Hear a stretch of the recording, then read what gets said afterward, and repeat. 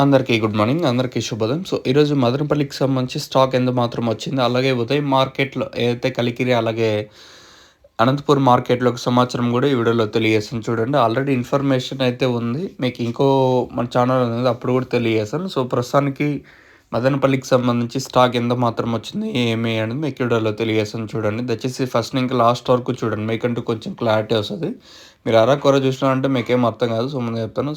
ప్రస్తుతానికి అంటే స్టాక్ ఎంత మాత్రం వచ్చింది, ఏమి అనేది మీకు వీడియోలో తెలియజేస్తాను. ఎగ్జాక్ట్గా 6 గంటల పైన అయితే ప్రస్తుతానికి అయితే టైం అవుతుంది. ఇప్పటి వరకు స్టాక్ ఎంత మాత్రం వచ్చింది, ఏమి అనేది మీకు వీడియోలో తెలియజేస్తాను.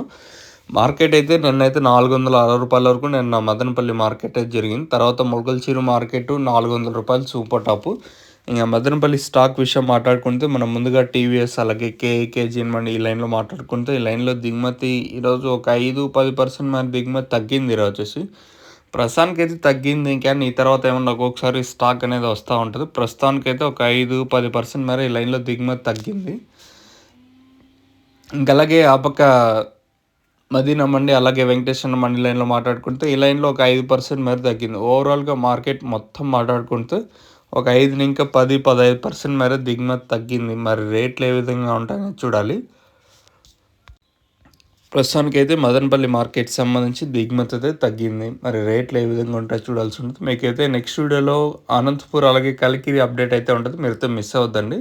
మీకు నెక్స్ట్ వీడియోలో మదనపల్లికి అంటే రేట్లు ఉంటుంది. దాంతోపాటు అనంతపూర్, కలికిరి అప్డేట్ కూడా నేను తెలియజేస్తాను. మీరైతే చెక్ చేయొచ్చు. ప్రస్తుతానికి మన మదనపల్లి మార్కెట్ సంబంధించి ఇన్ఫర్మేషన్ దిగుమతి అయితే తగ్గింది ఈరోజు వచ్చేసి. మరి రేట్లు ఏ విధంగా ఉంటాయో చూడాలి. మీకు ఎవరికైనా తక్షణాంతక భూవరం, అలాగే స్టార్టర్ ఎండిచర్ మీకు కావాలనుకుంటే స్క్రీన్ మీద కనిపించే నెంబర్కి కాల్ చేసి మీరు బుక్ చేసుకోవచ్చు. మీకు ఏమైనా డౌట్స్ ఉన్నా పై నెంబర్కి కాల్ చేసి మీరు అడగచ్చు.